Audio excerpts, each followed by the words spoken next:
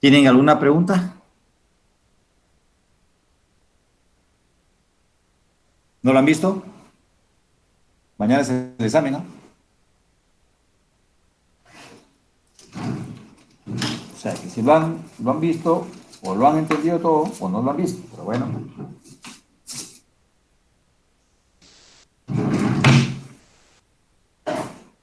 Doctor, tenía una consulta yo. dígame, Jean-Pierre, Juan-Pierre. Bueno, en la parte de esto que mencionó los sindesmofitos, usted mencionó que primero era cartílago y después con el paso del tiempo pasaban a hueso. Más o menos en cuánto tiempo este proceso se daría, No, no, no, no, no he dicho eso, ¿ah? Ojo, ¿ah? Pero ¿no? me has dado una buena idea para una pregunta, ¿ah? Me has dado una buena idea.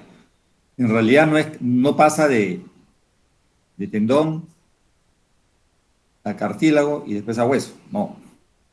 Es un tendón o ligamento, ¿no es cierto?, que está alrededor de la columna, que se inflama y se calcifica.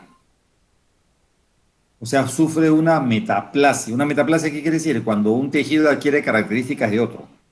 Se calcifica el tejido. No se convierte en cartílago. Ya, Y doctor. después que se calcifica, después de unos años, no te puedo decir un año, 2 años, pero es después de mucho tiempo, se ya comienza a adquirir características de hueso, es decir, se sufre la metaplasia completa a hueso. ¿Ok? No es que pasa de cartílago a hueso, pasa de calcificación, de tejido calcificado, después se convierte en hueso. Otra pregunta. Me has dado una buena idea, Juan Pierra. Doctor, buenos días. Dígame. ¿Cuál es la diferencia entre, o sea, cuál es el significado de marginales? Porque la artritis psoriática dice que es sinesmos no marginales y la espondilitis Claro, anquilosante marginales. ¿Pero a qué se refiere con marginales? ya, vamos a hacer acá así. Quizás la interpretación es la siguiente. Ojalá que me puedan ver. La cámara está activada, sí me ven, ¿no es cierto? ¿O no me ven? Ahorita no, doctor. ¿Qué No se pasó? le ve, ¿Por qué? doctor. ¿Qué pasó acá? Qué raro. Cámara, ¿qué pasó con mi cámara? A ver.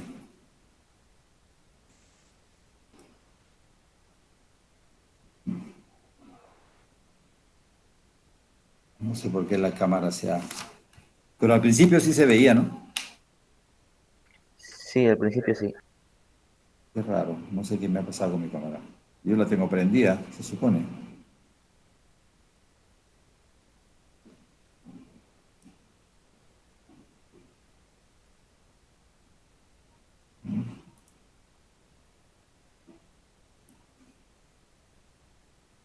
Bueno, trataremos de explicarlo, si es que no se puede con un gráfico. En el momento que... Qué raro. Vamos a ver si lo puedo activar la cámara un ratito.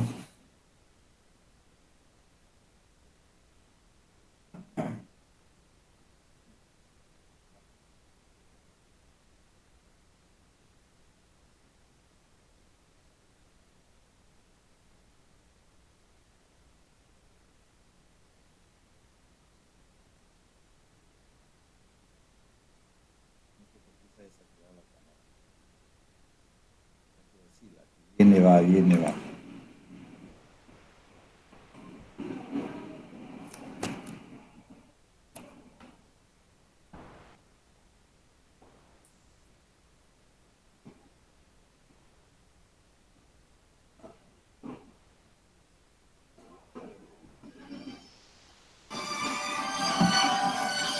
Disculpe un ratito.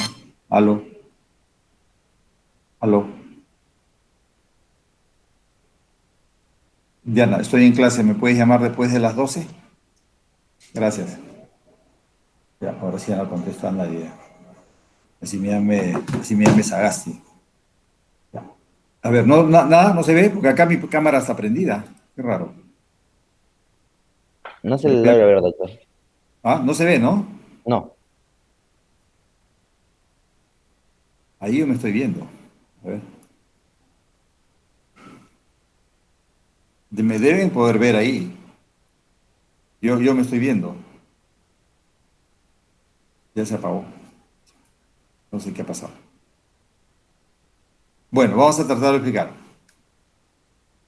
La diferencia entre una marginal y no marginal, básicamente, ¿cuál es? Que la marginal está en el borde, en el margen del disco, ¿no es cierto? El disco intervertebral tiene una capa, tiene una envoltura. Eso se llama la cápsula del disco intervertebral. Ese es el que se calcifica y justo es al margen del disco. Está ahí, ¿no es cierto?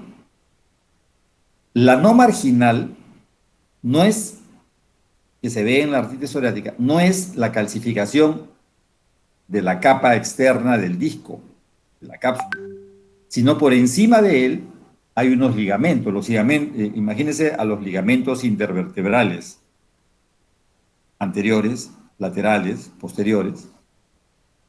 Los que se calcifican son esos, o sea, no están al margen del disco, sino un poquito más por fuera de él. Por eso a eso se le llama no marginales. Y los no marginales son los que se ven, son gruesos, ¿por qué? Porque son los ligamentos, los tendones que están alrededor de la columna. Y los marginales son delgaditos porque son la calcificación de la envoltura del disco intervertebral. Son la calcificación, digamos, del margen del disco intervertebral. No sé si con eso me pueden más o menos captar lo que estoy diciendo. Ese es el nombre, es por eso, ¿no?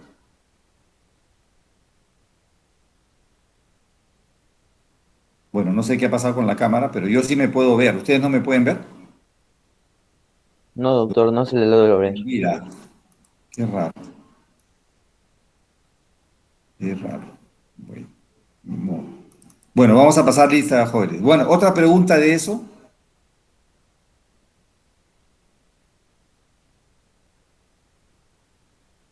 ¿No hay ninguna otra pregunta de eso? Bien, entonces vamos a pasar lista, ¿ya? Solamente digan presente, rápido, ¿ya? Pues tenemos que apurarnos. A ver, Acosta, Juan. Presente. Kenneth Alaña. Presente. Santiago Alarcón. Edwin Arias. Sandra Arroyo. Freddy Kawi. Presente, doctor. Renato Cárdenas. Presente. Piero Castillo. Presente. Jordano Castro. Presente. Giuseppe Condori. Presente, doctor. Evelyn Contreras. Presente, doctor. Paul Contreras. Presente, doctor. Marcelo Fernández. Presente, doctor. Giselle Fernández. Presente, doctor. Víctor García. Cristian Gutiérrez. Presente. Marjorie Hilario. Edith Inga. Presente, doctor. Claudio Intimaita. Presente, doctor. José Justiniani.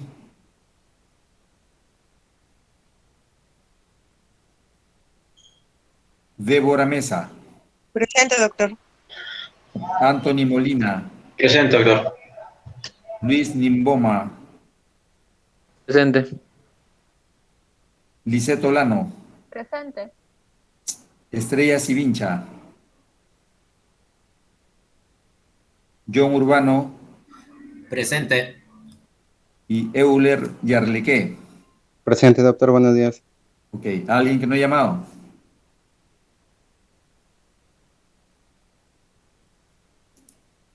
Ya, listo. Vamos a ver, jóvenes. Ustedes han visto el caso de esa paciente de 28 años, ¿no es cierto? De iniciales LPC. ¿Está bien? Sí, doctor. Listo. A ver, vamos a empezar.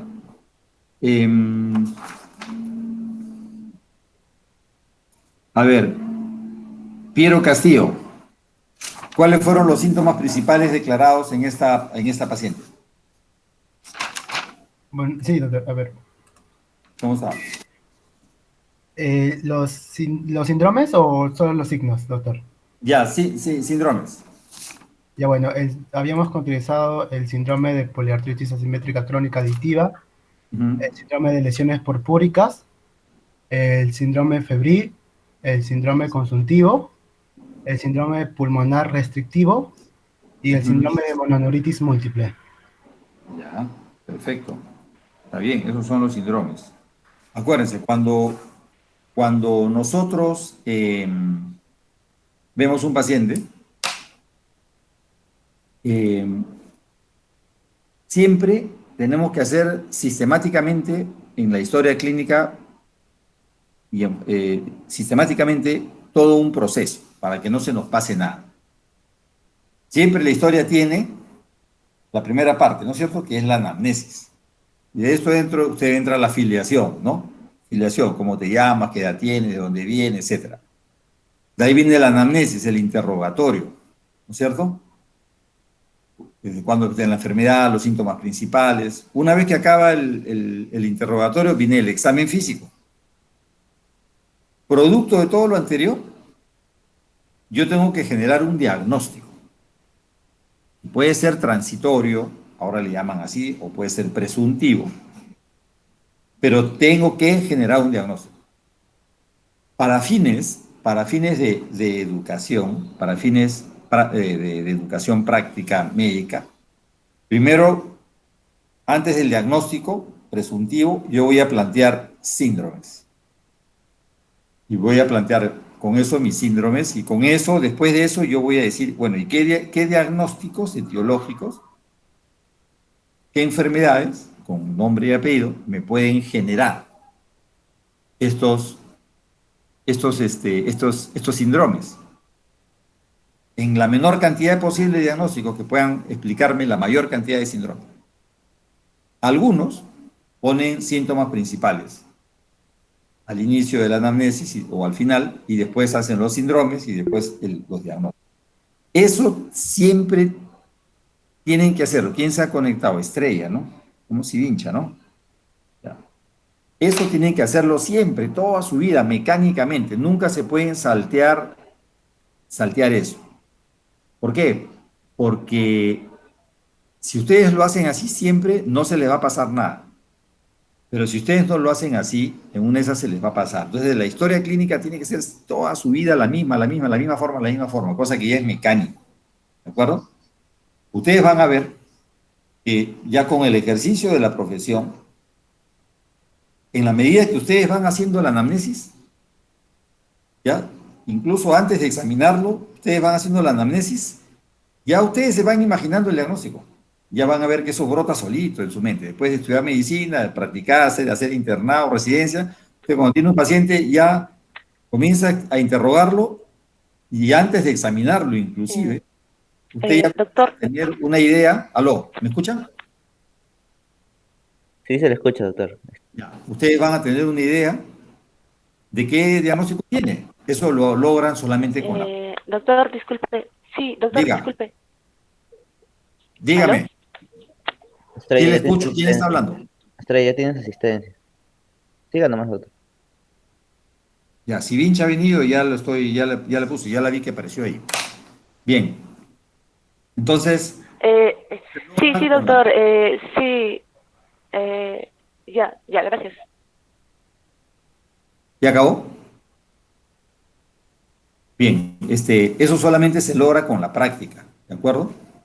Entonces, la idea de todos estos conversatorios es eso, es practicar y ir haciendo que el proceso mental de hacer la historia, de plantear un diagnóstico, sí es producto de todo un desarrollo de la historia que empieza en la afiliación, anamnesis, el examen físico y el planteamiento de diagnóstico.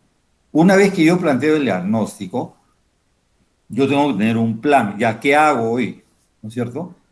Ese plan contempla, digamos, en función a mis diagnósticos, qué es lo que yo necesito investigar, qué es lo que yo necesito averiguar. Entonces, en mi plan digo, bueno, yo le voy a pedir tales análisis, le voy a pedir tales radiografías, le voy a pedir tales pruebas, biopsias, etcétera. Ese es mi plan terapéutico. Y luego de eso yo tengo que decir Bien, ¿cuál es el tratamiento? De aquí hasta que vengan todos mis resultados, ¿cuál es el tratamiento? Pues ustedes han avanzado, han hecho síndromes, ¿de acuerdo? Y ahora vamos a ir, han llegado hasta ahí, ahora vamos a plantear me han dicho poliarticular, mononeuritis, consuntivo, síndrome poliarticular, síndrome purpúrico. Entonces ahora vamos a ver qué cosa es lo que me explica esto. A ver, John Urbano, Doctor, ¿qué diagnósticos han planteado? una vasculitis de vasos pequeños como primera opción. ¿Cómo qué? Si más no me acuerdo. Un ratito, por favor, un ratito. Hilario Gómez ya la apunté, ¿ya? Ya está presente. Sí, doctor. Alarcón Morán también. ¿Cómo? Alarcón Ya. Morán también lo he escrito, doctor. Ya, sigue hablando John. Ya, habíamos dicho, tal vez podría ser una vasculitis, por de Charles Strauss, de las lesiones purpúricas, por hipersensibilidad de IgA. De IgA, ¿y por qué? Bueno, porque ¿Por qué no otra? es que tan solo... A ver, ¿qué dice Cristian Gutiérrez? ¿Sí, doctor? Dime,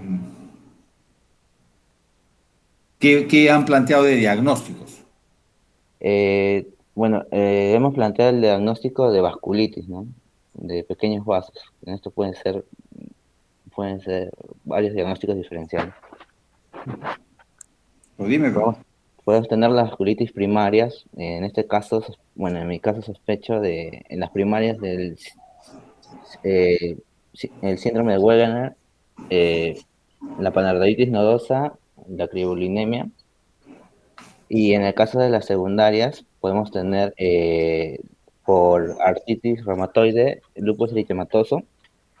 También hay que descartar vasculitis infecciosas, que puede ser por hepatitis o bacterias como TBC. Y por último, un síndrome paraneoplásico. Okay. ¿Qué dice Sandra Arroyo? ¿Está? No está, ¿no? No, Sandra Arroyo no está. ¿Qué dice Freddy Kawi? ¿Estás de acuerdo con lo que dice tu compañero en esa forma plantear los diagnósticos? Yo cuando, bueno, el paciente presenta un síndrome purpúrico y eso me orientó a un cuadro de vasculitis de vasos pequeños. Ahora, con respecto a indicar qué tipo de vasculitis, me acerqué más a una granulomatosis con poliangiitis, una vasculitis de Wegener. ¿Por qué?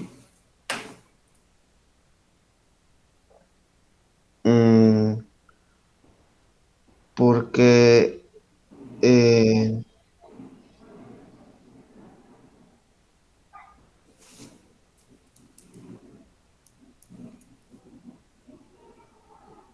Evelyn Contreras, ¿está? Sí, doctor. Buenos días. A ver, dígame, ¿por qué plantearon el diagnóstico? Bueno, como dice mi compañero, por las púrpuras en una vasculitis de pequeños vasos.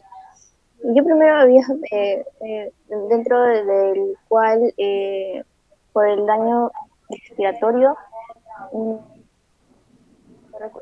había ningún daño renal, estaba pensando entre un síndrome de Crisch-Strauss,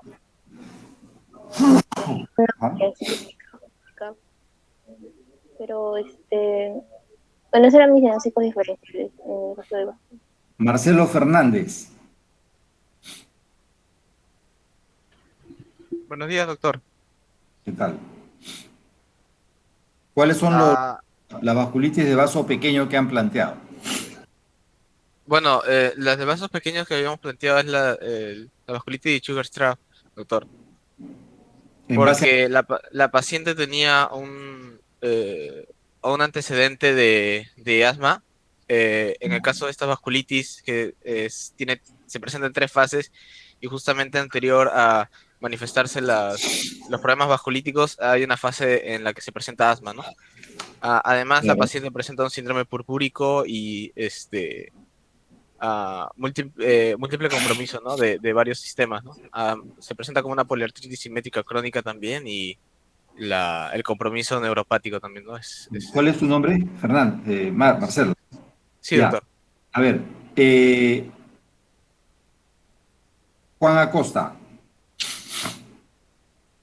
Sí, doctor. dime, han planteado tu compañero una vasculitis eosinofílica, ¿no es cierto? O sea, que antes se llamaba Chur-Straub. Ya, ¿estás de acuerdo? ¿Puedes plantear otra? Bueno, yo también consideraría una poliangitis microscópica, ya que en Perú esta es la vasculitis de vasos pequeños más prevalente. ¿Quién le dijo eso? Eso lo dijo el doctor que fue el encargado de dictar vasculitis. ¿Quién fue? Ugarte. Exactamente. Hasta el año 90, 91, cuando era residente, la vasculitis más frecuente era la poliarteritis nodosa. Pero a raíz del año 90 sale una nueva clasificación de vasculitis y vimos que la mayoría no eran poliarteritis nodosa, no eran Wegener, sino era una que tú llamas la poliangitis microscópica. Y es la más frecuente en el Perú. De una serie de 160 aproximadamente pacientes que tenemos en el hospital, de vasculitis asociadas a ANCAS, que ahora se le llama así. Es muy importante ese tipo de vasculitis, es la más frecuente. En otros países es más frecuente la de Wegener o la granulomatosa, pero acá es la poliangitis microscópica. Eso es muy importante, son datos de nosotros, así somos nosotros. Muy bien, Santiago Alarcón. Sí, doctor, buenos días. Entonces, resúmeme lo que han dicho tus compañeros en los diagnósticos. Ya, bueno, en los diagnósticos, mis compañeros, han determinado que es una, vasculitis de pequeños vasos. Bueno, uno de mis compañeros,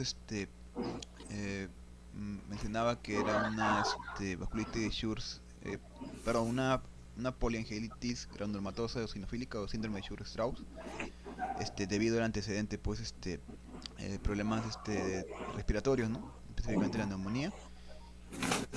Y mi otro compañero me menciona que es puede más tratarse de una poliangitis microscópica, bueno, debido también a la epidemiología, ¿no? Y también a sus características, pero bueno, más o menos se basan en lo que es las sospechas diagnósticas de ellos es debido a los síntomas cutáneos, la púrpura sobre todo, y la afectación renal, ¿no? Que es más característica de este tipo de bueno, de vasculitis. Ya, ok.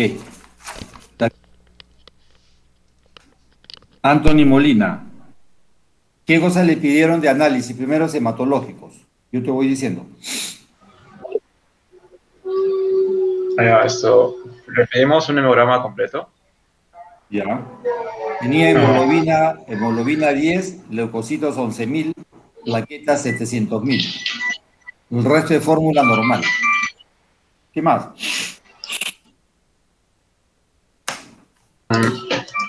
También le pedimos un examen de orina. El examen de orina tenía hematíes 10, leucocitos 8 por campo. Estaba aumentado. ¿Qué más?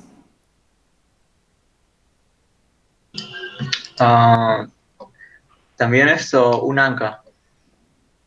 Primero, o sea, bioquímicos, esas cosas, antes de pasar a más específico. Siempre también en orden, o sea, hematológico quiere decir sangre, o sea, hemograma, perdón, velocidad de sedimentación, proteína C reactiva, ¿de acuerdo?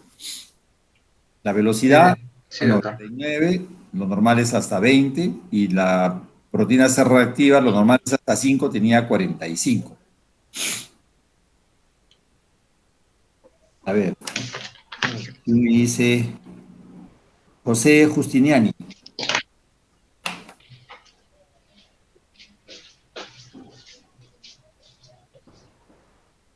¿Está José? No está. No está, ¿no? Justiniani ha faltado. Claudio Intimaita. ¿Sí, doctor? Ya. ¿Qué otra cosa le han pedido?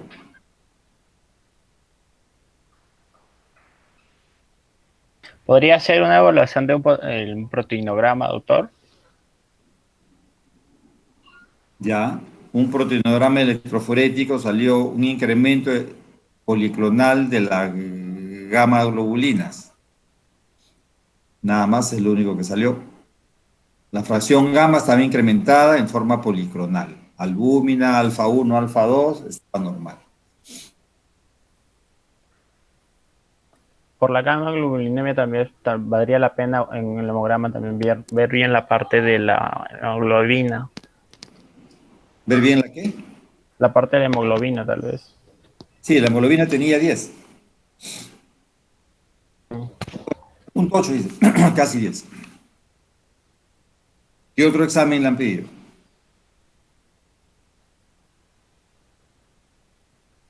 Vamos, Claudio. Bueno, de laboratorio eso es al menos lo que se me ocurriría, doctor. No sé, tendría No, otra más de ustedes ese parte de día que han complejo. discutido el caso no han planteado un análisis, no han planteado hacerle análisis.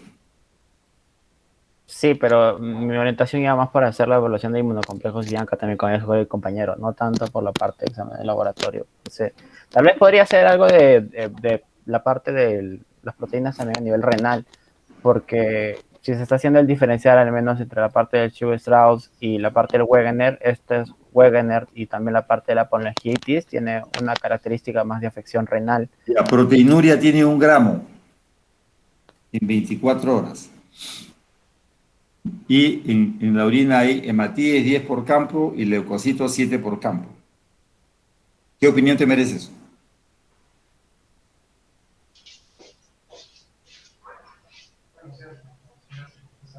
¿Estás ahí, Claudio? Sí, sí, doctor, disculpe, no lo escuché bien, se me fue el internet. En el examen de orina hay 1 gramo de proteínas en 24 horas y hay hematíes 10 por campo y el leucocito 7 por campo. ¿Qué comentario te merece eso? Bueno, no se podría decir que tiene hematuria, creo que la proteína también está en un rango normal. O sea, No creo te que escuché, ¿cómo dices? Bueno, creo que la parte no se podría decir que tiene una hematuria como tal, y la parte de la proteína también creo que está en un rango A ver, ¿cómo es una hematuria como tal? no está dentro de los valores porque creo que es hasta 20. Y el paciente tiene 10, como me comentó. O sea, tú dices para decir, o sea, si tiene 20 hematíes es hematuria, si tiene 19, ¿es hematuria? Bueno, no, eso sí también tendría que evaluarse mejor, pero es como al menos un valor. ¿Cuál hay que evaluarse mejor? Le hago otro examen de orina, ¿quieres eso? Ya, te sale nuevamente, te sale 18, ¿es hematuria?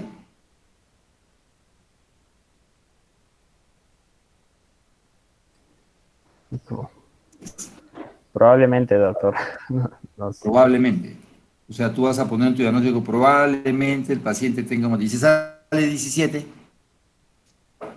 16, ¿hasta dónde es probablemente? ¿Quién sabe cuánto es hematuria?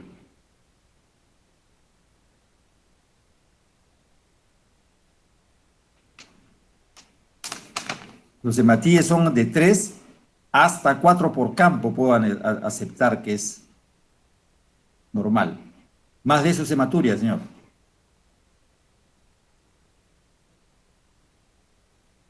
Leucocito tiene 7 por campo.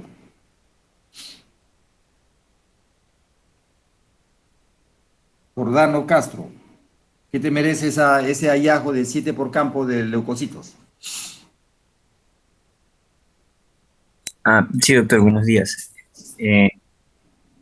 Leucocituria, doctor. Si hubiera 6, Ah, también. Si hubiera 5, Bueno, está en límite, ¿no, doctor? 4, Mm, ahí sí no. O sí, sí, también. 3. Yo creo que hasta uno o dos podría aceptarse, ya Ya, más. esas cosas hay que tenerlas claras, pues, ¿ya? Para eso yo insisto en estas cositas, porque no podemos decir, sí, puede ser, no es propiamente una hematuria, pero propiamente no lo es. Yo no necesito que el paciente orine sangre para decir que tiene hematuria.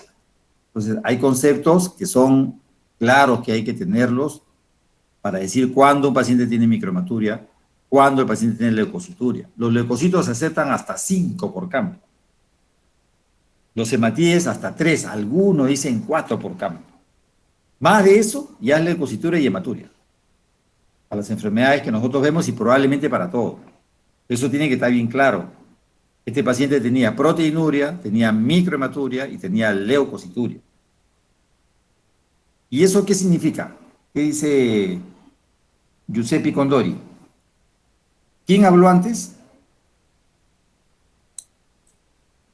Jordano Castro, doctor. Sí, Jordano Castro. Ya. Giuseppe. Sí, doctor, dígame. Significa cuando tú encuentras en un paciente microhematuria, proteinuria, leucocituria. ¿Qué traduce eso? Microhematuria, proteinuria y Leucocituria. leucocituria. Sí. Bueno, la microhematuria y la proteinuria me indica que hay un daño glomerular. Y la leucocituria es porque puede haber tanto una inflamación como una infección. Entonces, me podría indicar que hay un daño glomerular. ¿Pero cómo se llama, pues? ¿Cómo se plantea? Bueno, una glomerulopatía, podría decir. Entonces, tú has escuchado, no, la glomerulopatía es que el glomérulo está mal, nada más, no me dice qué cosa. Pero cuando tú tienes proteinuria, ¿cuáles son los niveles de proteínas normales en la sangre? A ver, ¿quién sabe? Vamos a preguntarle a Raúl García. Buenos días, doctor. ¿Quién habló antes? Yo, doctor Condori Jara. Ya. A ver, García. Bueno, de proteínas totales en sangre, doctor. En orina, estamos hablando de orina, pero ubícate. Ah, ya, de orina.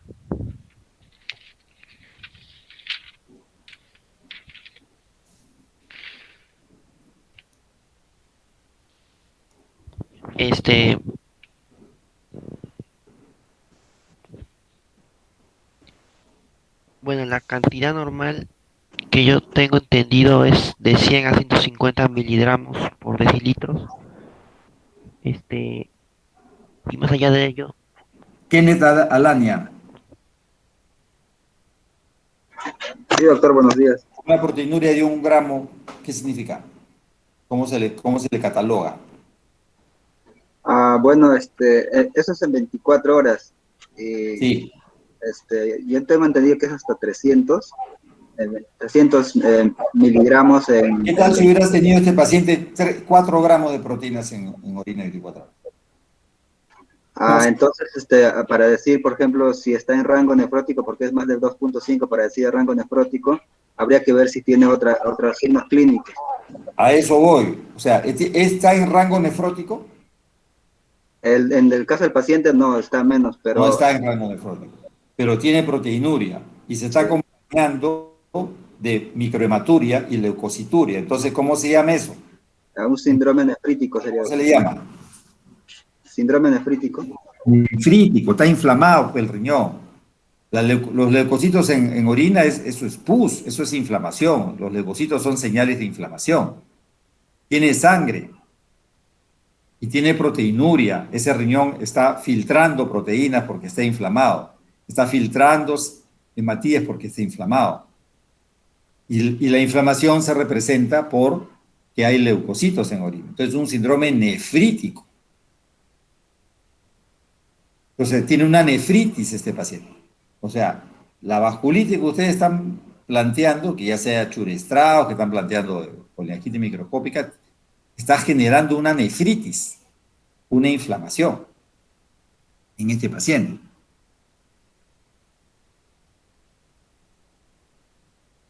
Débora Mesa, ¿qué otras pruebas le pidieron a este paciente? ¿También de laboratorio? Sí, de laboratorio, ya cualquiera. Bueno, también urea y creatinina puede ser útil. Está útil, la creatinina estaba en 0.9 normal y la urea en 30 normal. ¿Qué más? También sedimento urinario, para encontrar de repente si Ya lo es dije, el sedimento urinario tenía proteínas presentes y que después la han cuantificado en 1 gramo, microhematuria y leucocituria. de repente también glucosa en sangre. Estaba en 80, normal. De repente también complemento, los niveles de complemento de C3 y C4. Complemento estaban normales. C3 y C4 normales, no se consumen. También puede ser también lo de serología, los ANCAs, el citoplasmático y también el perinuclear. Ya, de ahí ya le salió el ANCA positivo, patrón perinuclear, y le salió ese es por inmunofluorescencia. El ANCA se hace por inmunofluorescencia y por ELISA, ¿no? Son 2 métodos de laboratorio. Por inmunofluorescencia salió ANCA-P, patrón perinuclear, y por ELISA salió el MPO, que es el ANCA-MPO, que es la mieloperoxidasa muy alto, mayor de 160, y el PR3 o proteinasa 3 salió negativo. ¿Qué me puedes comentar de eso, Débora?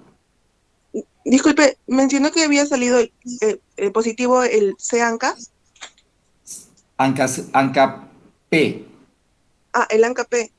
El ANCA-P y en la inmunofluorescencia y el ANCA por ELISA salió el MPO, o sea, mieloperoxidasa positivo. Bueno, el PANCA es positivo para algunas enfermedades, ¿no? Para algunas vasculitis en general. Por ejemplo, también el Churg-Strauss, por ejemplo, es positivo para PANCA. ¿Ya? ¿Quién más? Luego también PANCA. A ver, déjalo hablar a Marjorie Hilario.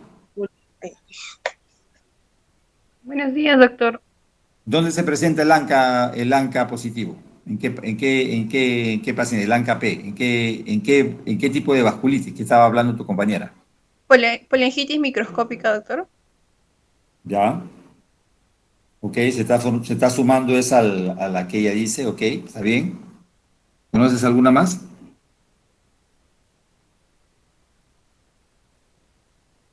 Esa y la de Churg-Strauss. No conozco más, doctor. Ya, ¿y el ANCA-C dónde se ve vamos a preguntarle a quién, a ver, a Lisette Olano. ¿Dónde se ve el ANCA-C positivo? Mayormente en la granulomatosis con poliangitis. En Wegener. Ok. ¿Y el PR3, cuando es por ELISA, en dónde se ve? También En lo mismo. Y acá eran negativos en ambos, ¿no es cierto? Entonces, todas estas vasculitis ahora se agrupan en una clasificación, si podemos decir, llamadas vasculitis asociadas a ANCA, ¿no es cierto? Vasculitis asociadas a ANCA. Puede ser ANCA-P, puede ser ANCA-C por inmunofluorescencia o puede ser MPO o PR3 por ELISA. Entonces, este paciente tiene una vasculitis asociada a ANCA. Y me han planteado 2 posibilidades, una poliangitis microscópica o una llamada antes como Chur-Strauss o también llamada eosinofílica. Entonces, ¿qué otra prueba le pidieron a este paciente? Ya estamos encaminados, que es una vasculitis de ese tipo, pero ahora yo quiero diferenciarla, quiero tener un poco más de participación. ¿Qué me hubiera gustado, por ejemplo, que yo encuentre, a ver, Luis Nimboma? ¿Me escucha? Sí, sí lo escucho, doctor. Ya. Son dos vasculitis que estamos viendo acá, asociadas a ANCA P, que es la poliangitis microscópica y la eosinofílica. En este paciente, el hemograma, si fuese eosinofílica, ¿qué te hubiera gustado que salga? Si fuese eosinofílica, Sí. ¿Perdón? eosinofilia, ¿no? Claro, No. eosinofilia. No tenía ese paciente porque ya le dije que la fórmula era normal. Eosinófilo estaba en límites normales. Él solamente tenía leucocitosis, 11.000, hemoglobina baja, 9.8, plaquetas altas, pero la distribución de los leucocitos eran normales, no tenía eosinofilia.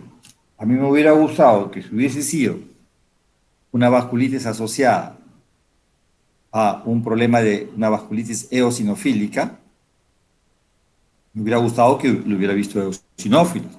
Y era importante hacer ese planteamiento diagnóstico porque, como ustedes dijeron, el paciente tiene asma. Y eso puede ser una predisposición y una característica de estos pacientes. Muy bien. Euler Yarleque, ¿qué más le han pedido a este paciente? ¿Qué más te gustaría pedirle? Buenos días, doctor.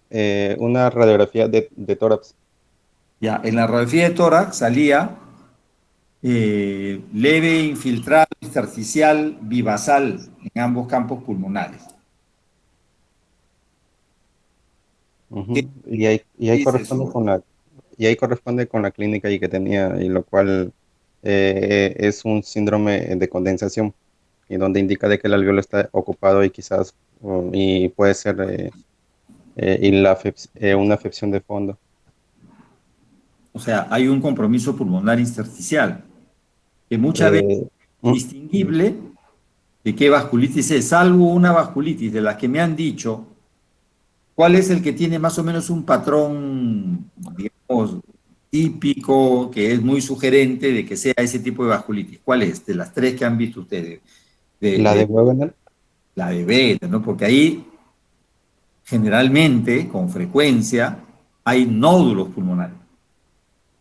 En cambio, son nódulos pulmonares. En cambio, en la vasculitis por poliangitis microscópica o la por eosinofílica o Chur-Strauss, lo que hay es difuso, es decir, intersticial difuso, no se condensa en nódulo.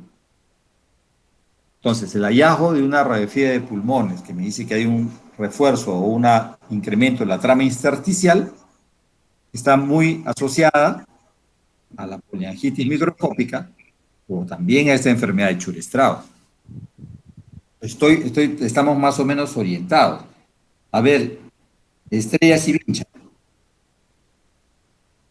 Estrella. Doctor, la compañera Estrella Sivinche tiene problemas con el micrófono y su señal. Ya. ¿Y Arlequé, Euler? Presente, doctor. Ya. ¿Qué otra cosa le pidieron a este paciente? Biopsia renal. Ya, biopsia renal. Ok, entramos ya a procedimientos especiales, específicos. En este caso pidieron biopsia. Y en las biopsias salió glomerulonefritis focal y segmentaria. ¿Qué concepto te merece eso? Glomerulonefritis focal y segmentaria.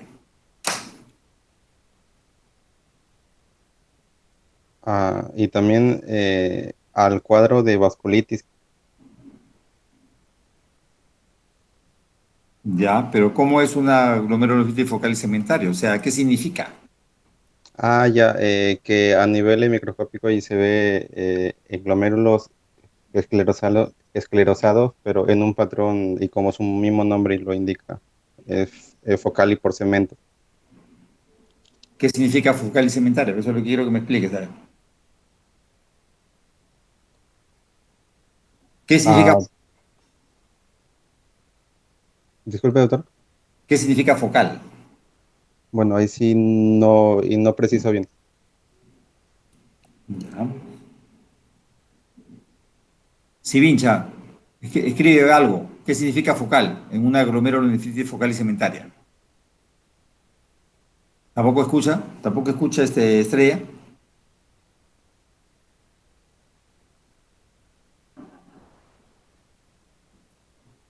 No contesta. Mala suerte. Doctor, el audio le llega con un poco de retraso a Estrella. De repente en un momento escribe, pero le demora en llegar. A mí también, su nota también me llega con retraso. Renato Cárdenas. ¿Qué significa Sí, focal? doctor. Focal y segmentaria. Que el daño lo hace justamente en solo cierta parte del glomérulo. ¿Eso a qué se refiere? ¿A focal? A segmentaria. Ya, ¿y focal?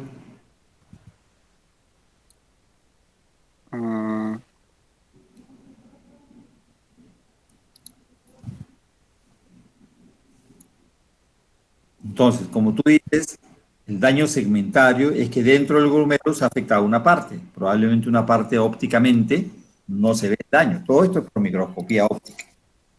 Y focal significa que no todos los glomérulos están afectados algunos. El problema es focalizado.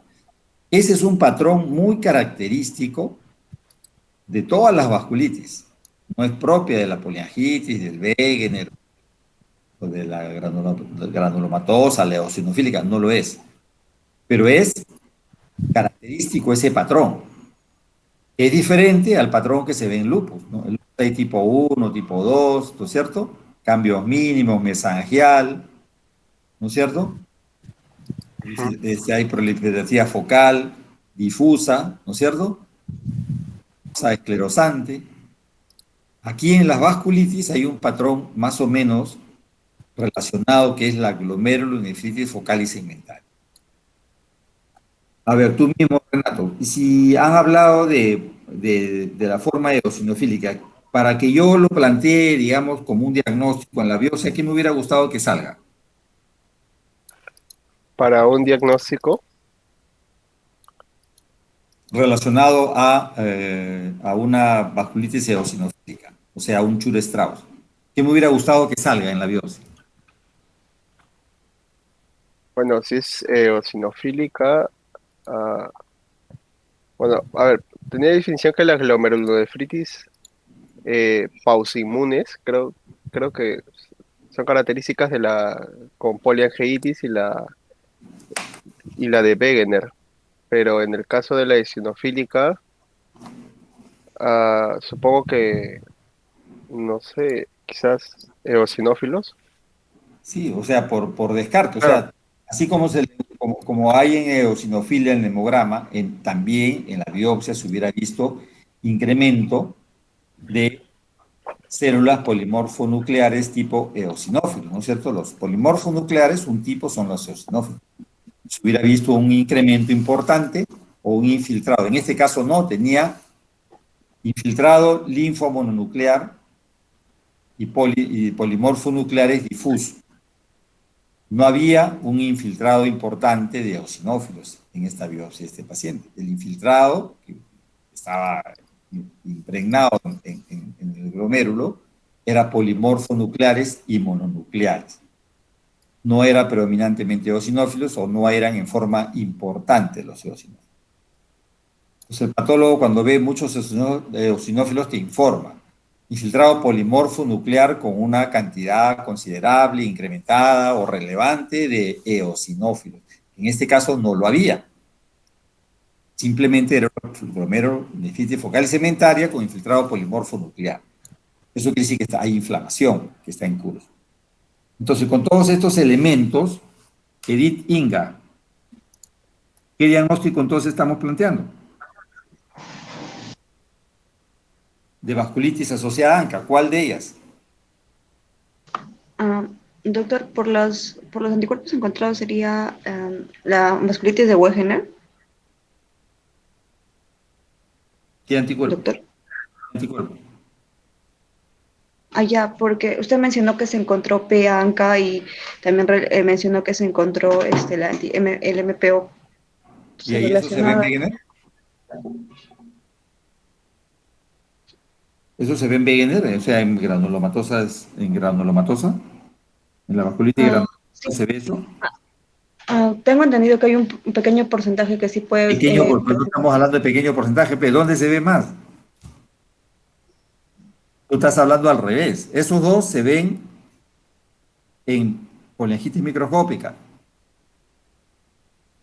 En poliangitis microscópica yo veo un ANCA-P y por él hice un MPO. Y en Sí, doctora, yo me confundí. Sí. un ANCA-C y un PR3, es al revés. Ahora, que en uno u otro puede haber a la inversa, PSP es un porcentaje pequeño, porque me voy a ir yo a lo pequeño. Estás confundiendo el concepto, estás al revés. Bien, entonces sería una poliangitis microscópica. Vasculitis tipo poliangitis microscópica, ¿no es cierto? Y en un paciente con un antecedente de asma y que le ha afectado el riñón, ¿no es cierto? Y le ha causado o le está causando una glomerulonefritis focal y segmental. Entonces, ¿cómo cuantifico, digamos, el daño de este paciente? ¿Qué dice Giselle?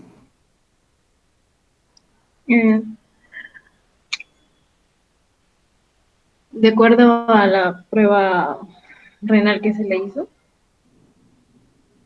Ya, pero ¿qué más? Yo te diría, ¿esto es un grado leve, moderado, severo? ¿Existe algún score? ¿Existe alguna manera de que yo pueda, digamos, tipificar la intensidad de este paciente? Por la biopsia que se le hizo. Por lo que quiera. Por la biopsia que se le realizó a la paciente. Sí. En la clase de vasculitis, ¿le dijeron algún tipo de score para cuantificar el daño? No recuerden, no. Un score de vasculitis que te diga, bueno, así como hemos visto que hay, cómo se cuantifica la inflamación, ¿no es cierto?, en pacientes con artritis reumatoide, ¿no es cierto? Ustedes les han hablado del DAS28, en el lupus les han hablado del SELEN, del SELEDAI, del SLIC y todas las formas de que podemos cuantificar el daño y la actividad. ¿En la vasculitis existe algo así? ¿Les han dicho? No lo menciona el doctor. Lo que yo recuerdo, doctor, no fue mencionado. Bueno, en la vasculitis existen varios scores para tipificar cuál es el daño de estos pacientes. Hay varios. Hay uno que se llama de la Universidad de Birmingham, que se llama el VIVAS, o sea, el B de burro, y VAS de vasculitis. Ese es el score de vasculitis de la enfermedad de la Universidad de Birmingham, es útil. Pero también hay uno que se llama el Five Factor Score, el FFS, que es el factor 5, el score de factor 5, ¿no? Que es Five Factor Score. A ver, los que están ahí en su computadora, busquen ese score, FFS o Five Factor Score. Rapidito nomás. ¿Cuáles son los componentes que tiene ese score? ¿Están con internet alguien ahí? Sí, ¿no es cierto? Ya, proteinuria. ¿Ya? ¿De cuánto? Mayor de 1 gramo. ¿Ya? ¿Qué más? Insuficiencia renal, cardiomiopatía, gastrointestinal severa, luego con el otro, y el otro último es sistema nervioso central. Ya. ¿Este paciente de esas cuál tiene? ¿Tiene o no tiene? Sí, tiene la proteinuria. ¿Cuánto tenía la proteinuria?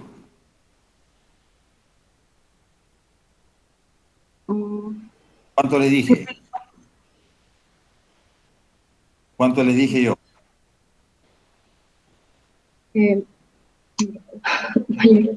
No recuerdo. No. Ya, este paciente tenía casi 1 gramo, no llegaba, estaba en 900 y pico. Y acá dice que tiene que ser más de 1 gramo. ¿No es cierto?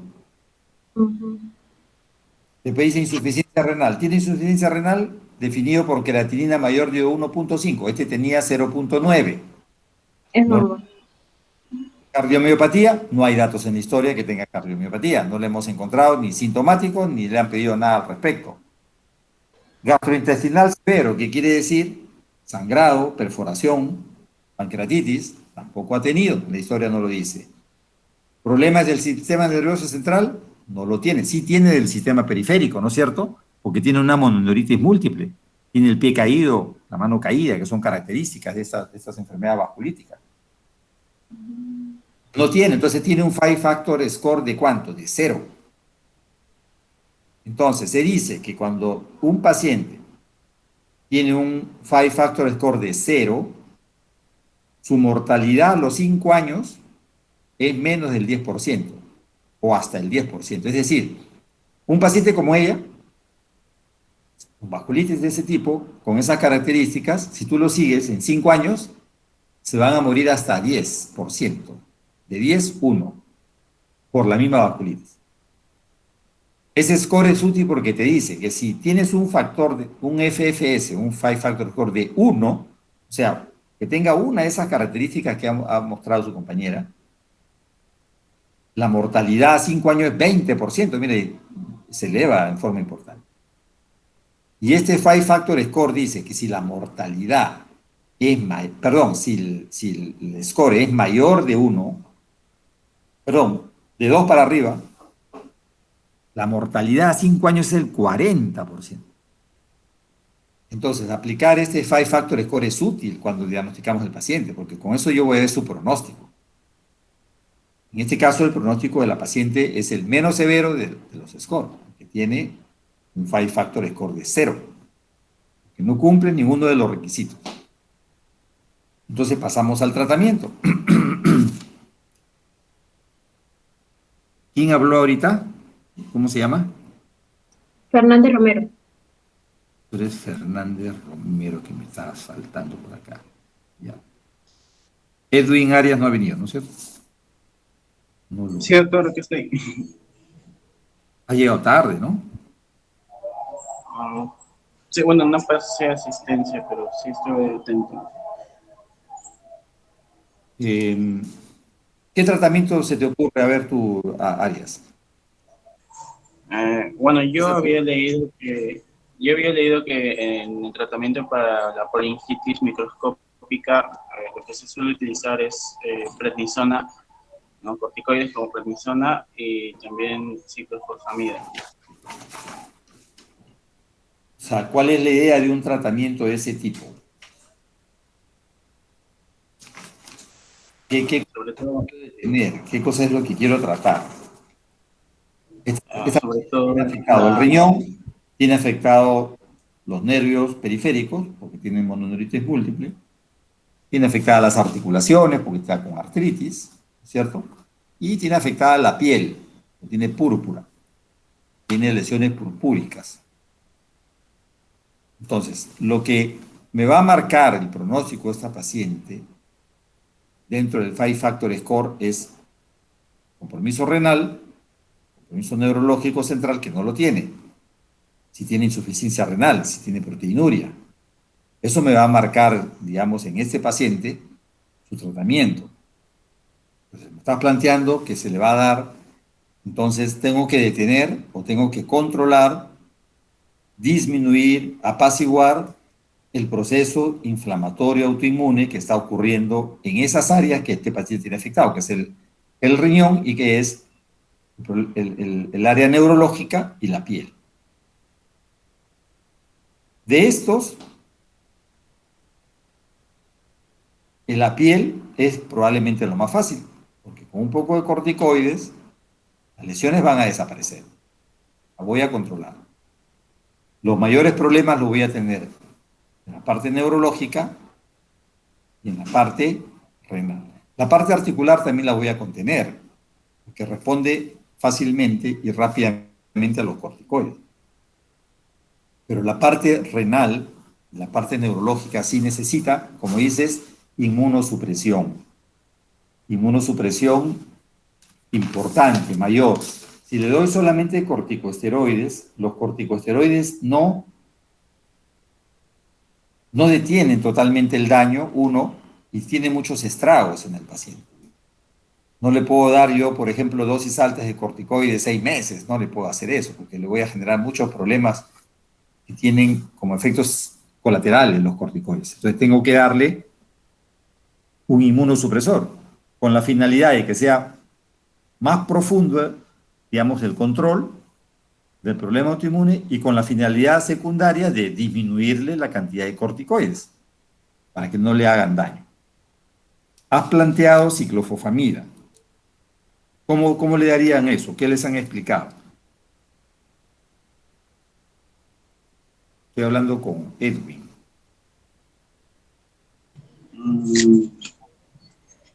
Sí, bueno, la dosis exacta no, no la... Pero más o menos, ¿cómo te han dicho los esquemas? Pues, vía oral, parenteral, in bolo. ¿Cómo se da en el lupus? Bueno, en el caso de ciclofosfamida sería vía oral. ¿Cuánto? 2 miligramos por kilo por día. Ya. Puede ser una forma, ¿verdad? Pero las tendencias actuales para la inmunosupresión con ciclofosfamida es que se le dé parenteral y en bolos, así más o menos parecido a lo que se da en lupus. Probablemente con una frecuencia y con unas dosis distintas, pero parecidas al lupus. ¿Por qué no oral? ¿Por qué se evita la oral? Porque la oral es más tóxica. Tienes más chance de hacer toxicidad. Y es menos práctica porque el paciente tiene que tomar pastilla todos los días. En cambio, si tú le pones un bolo endovenoso mensual, lo citas y le pones la medicación, ya lo tienes así. Ya le pusiste, no, ya el paciente está más adherido al tratamiento, digamos. Porque cuando le das oral, a veces, acuérdate que estos pacientes tienen muchos problemas, tienen que tomar muchas pastillas y a veces se olvidan, a veces no lo toman, a veces les cae mal, se aburren y no se adhieren al tratamiento. El paciente tiene que tomar prednisona, tiene que tomar, imagínate que le das también ciclofosfamida, tiene que tomar probablemente algún diurético para controlar el problema renal, tienes que darle de repente algún profiláctico de antibiótico para evitar que haga hongos, que haga tuberculosis, tienes que darle probablemente calcio, porque le vas a dar corticoides, tienes que darle vitamina D. Pues mire cuánto se van juntando, son como 20, 25 pastillas diarias. Entonces, si yo se lo puedo dar endovenoso una parte, y yo sé que si se le doy endovenoso la ciclofosfamida va a ser menos tóxica, pues los esquemas están apuntando a eso, salvo en la de Wegener. En la de Wegener algunos prefieren y dicen de que sería más efectivo una dosificación oral. Sin embargo, las tendencias actuales son en darlos también en bolos, en diferentes esquemas. Hay bolos que se dan semanales, hay bolos que se dan cada 3 semanas, o hay bolos que se dan mensuales. Pero la idea es inmunosuprimirlo a este paciente. ¿Y cómo vería yo la evolución de este paciente? O sea, ¿cómo sé que está mejorando o no? A ver, ¿quién me dice?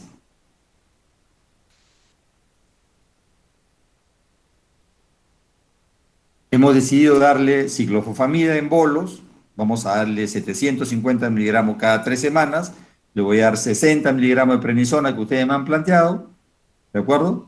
Y con eso voy a tratar de disminuir el proceso inflamatorio, tanto renal como sistémico, de la piel, nervio y todo lo demás. Yo voy a inmunosuprimirlo y espero que él mejore.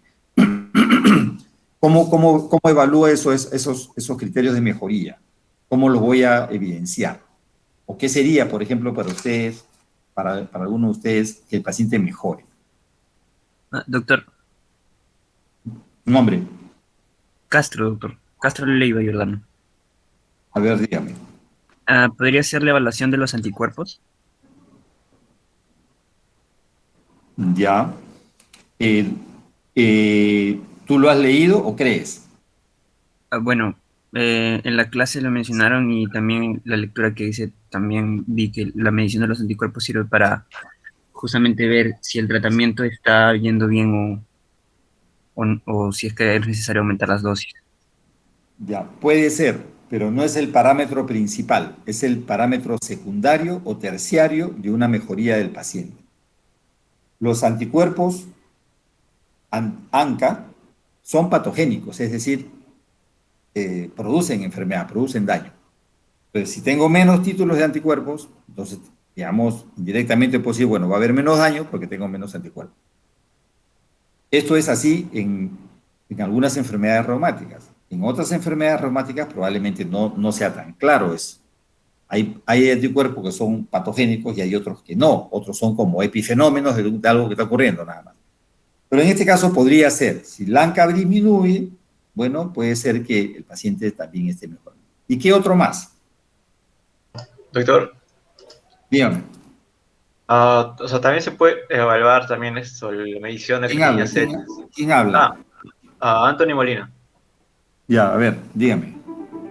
O sea, hacerle visitas, o sea, cada 2 semanas a 4 durante los próximos 3 meses y evaluar la creatinina sérica, electrolitos, análisis de orina, conteo sanguíneo, la tasa de sedimentación de eritrocitos. Ya, pero dime concretamente de todo eso, ¿qué te interesa? Pues, o sea, la creatinina está en 0.9. Ajá, está normal, en ese pues eso nos está En todo indicando caso, que no empeore, ¿no es cierto? Que no empeore. Y claro, y con lo del ANCA yo había visto que es una afección renal, cuando había afección renal y para ver el riesgo de recaída. Claro, está bien. Pero me has hablado también, me has hablado de electrolito, me has hablado de ya. Eso sería para ver si es que el paciente no sufre una desmejoría o un desbalance de repente producto del mismo tratamiento, de la hospitalización, de la hidratación o no. Ok, ya, pero ¿qué más? O sea, de esos análisis que me estás mencionando, me lo has dicho rápido, ¿qué otros análisis yo me puedo guiar? Los restantes de fase 2 como PCR y la velocidad de cementación glomerular. Eso tienen que bajar, y tienen que bajar rápidamente. ¿Quién más quiere opinar criterios de mejoría?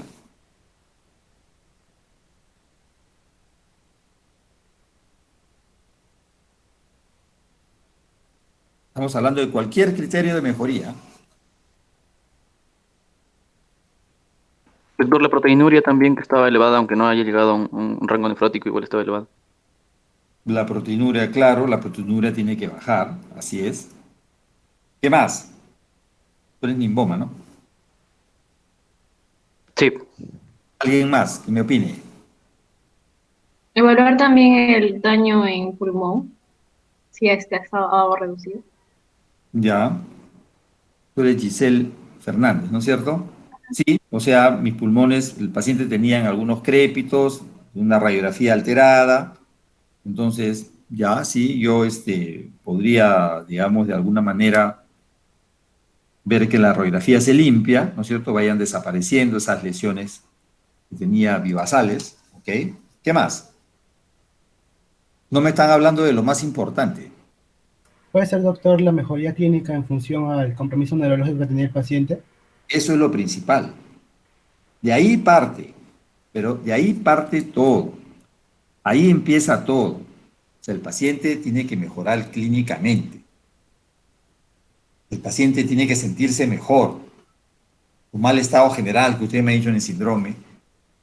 Si tiene fiebre, la fiebre. Ustedes lo ven, el paciente está más despierto, te dice, me siento mejor.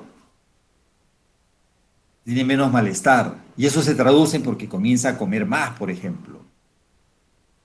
Comienza a subir de peso. La hemoglobina, ¿qué crees que le pase? Puede que tiene que normalizarse. A incrementarse, porque por enfermedad crónica, por proceso inflamatorio, la hemoglobina está bajando. El paciente no tiene insuficiencia renal, la hemoglobina no está bajando por eso. Está bajando por la inflamación. Cuando hay un proceso inflamatorio, el fierro que está en el hueso no sale a la sangre, se deprime.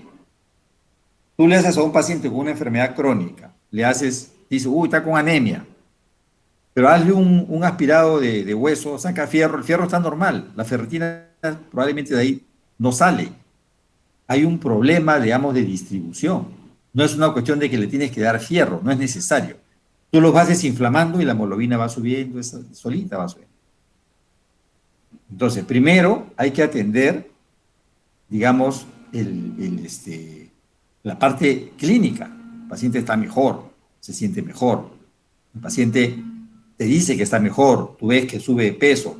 La piel, las lesiones purpúricas tienen que desaparecer. Los huesos, las articulaciones ya no le duele. Entonces, primero, entonces, tú tienes que hacer una evaluación clínica y por lo general esa evaluación y mejoría clínica se correlaciona con todo lo que han dicho ustedes del laboratorio. Baja la proteinuria, baja la velocidad de cementación, baja la proteína C reactiva, la hemoglobina comienza a subir. Entonces, vamos bien, ¿no es cierto? Vamos bien, estamos bien. Entonces, en las evoluciones posteriores que se le hace a este paciente, y en una evolución general de cualquier historia, es muy usado el sistema SOAP, ¿no es cierto? Subjetivo, objetivo, apreciación y plan. Eso significa SOAP, como jabón, en inglés. El S es subjetivo. Usted llega y le dice al paciente cómo está, cómo se siente. Y el paciente te va a decir subjetivamente si está igual, está peor, está mejor, si ha aparecido algo nuevo o ha desaparecido alguna molestia. ¿No es cierto? Ese es su subjetivo del paciente. El O es el objetivo. Usted le mide la presión, la temperatura, lo examina. Dice ya no hay púrpura, la presión está bien, no hay fiebre, no tiene artritis. Entonces, ese es el objetivo. Tú objetivamente estás viendo que varias cosas han desaparecido. De ahí viene la A, ¿no es cierto? Porque es SOAP.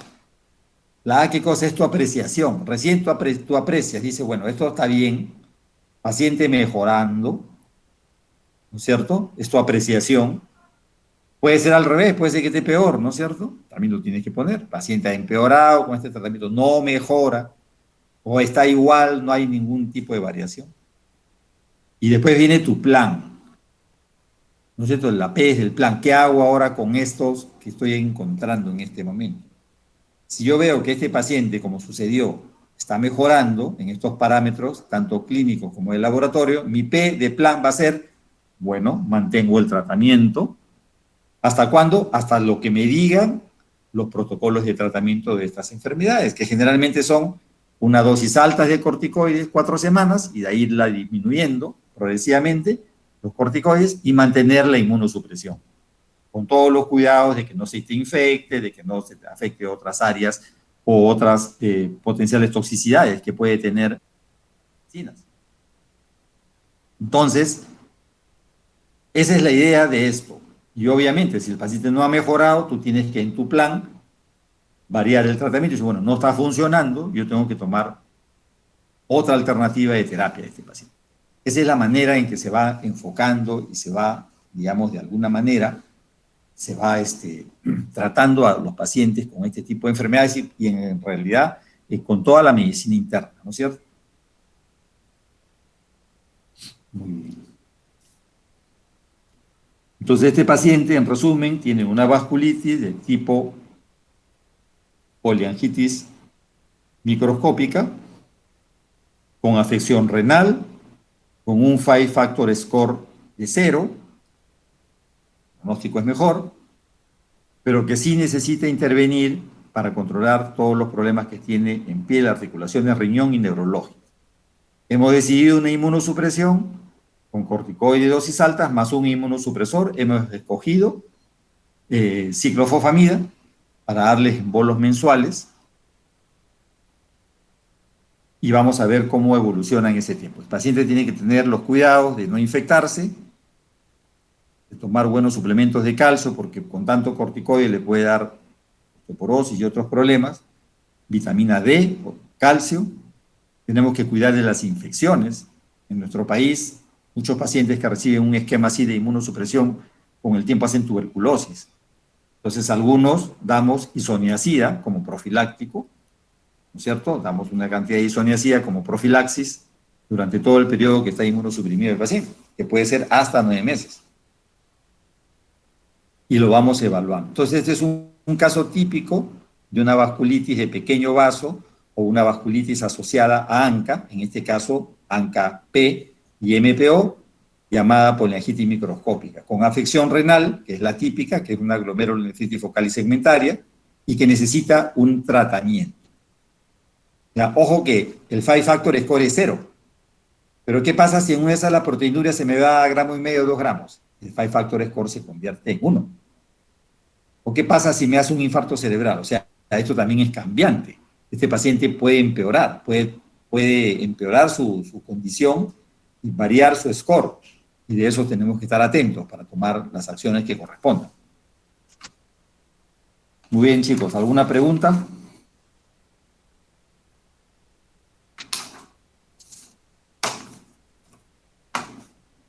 Una cosa que hemos obviado, que la acabo de ver acá entre los resultados, le habían pedido marcadores para virus de la hepatitis B y C. En este caso, el paciente es negativo. Muchos o algunos o una proporción de los pacientes con vasculitis, esta se debe directamente a la influencia de una infección por virus de la hepatitis B y o C. Porque estos virus son los que a veces desarrollan en el paciente una respuesta inmunológica que hace que tengan daño en los vasos y hacen una vasculitis. De todos estos pacientes hay que pedirle siempre marcadores para virus de la hepatitis B y de la hepatitis C. En este caso, este paciente fueron negativos.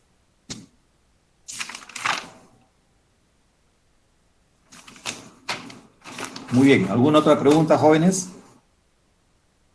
¿Algún comentario? ¿Alguien quiere decirme algo?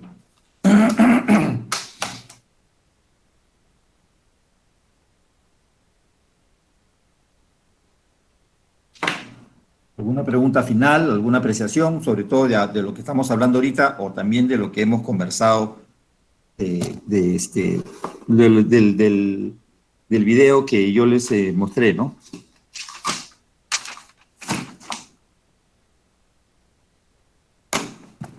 Bueno, la cámara... Doctor. No sé qué pasó, dígame. Sí, es que ayer cuando también vimos el caso, el doctor nos dio también los resultados de la electromiografía y nos dijo que había un posible afección inflamatoria del músculo. ¿Eso constituye una miositis o no? Claro, la electromiografía me sirve para evaluar dos áreas, ¿no? El área neurológica, es decir, la función motora y sensitiva de los nervios periféricos, y me sirve también para evaluar la sinapsis en músculo. Entonces, los patrones que salen en la electromiografía pueden ser un resultado de un patrón miopático, es decir, una afección muscular, o un resultado o una afección neurológica, que puede ser motora o sensitiva, las cuales a su vez pueden ser desmielinizantes o axonales, y puede haber ambas cosas, o sea, afección neurológica y afección muscular. Es esperable que ocurra esto en este tipo de pacientes. Este tipo de pacientes con vasculitis, con mucha frecuencia, tienen compromiso muscular y o compromiso neurológico.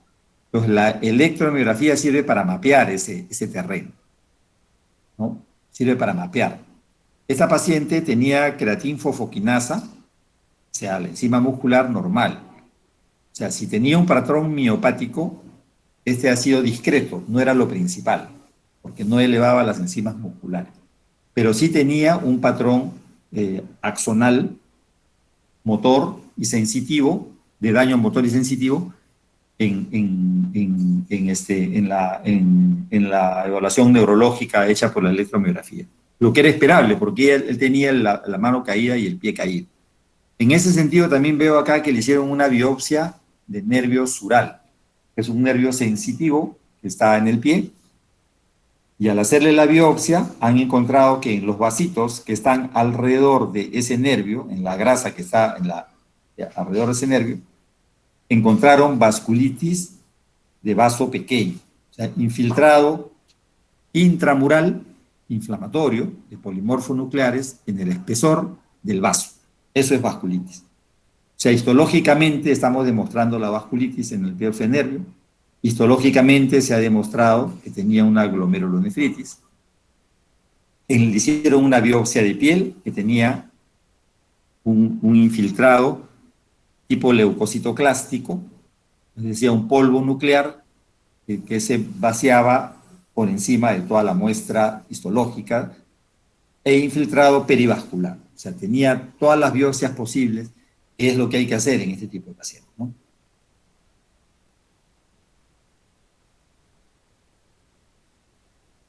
¿Algún comentario más?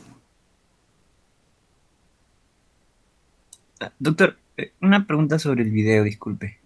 Sí.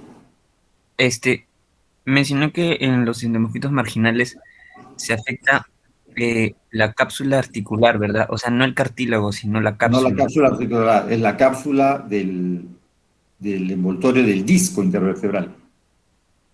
Ah, ya, del disco. El disco intervertebral. Entre las vértebras hay un disco. Sí. O sea, ya, ese disco tiene su núcleo pulposo, tiene toda su parte periférica, y este está envuelto en una cápsula, está encapsulado. Y esa cápsula se adhiere a las vértebras tanto superiores como inferiores, ¿no es cierto? Está pegado. Y esa es la cápsula la que se calcifica en los marginales. En cambio, por encima de esa cápsula hay ligamentos que cubren todo esto, pues. Los ligamentos intervertebrales. Hay músculos, hay tendones. Y esos son los que se calcifican y a eso se le llaman no marginales. Muchas gracias, doctor. Listo. ¿Alguna otra pregunta?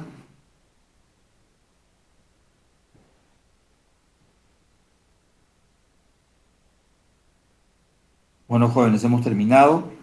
Mucha suerte en su examen el día de mañana.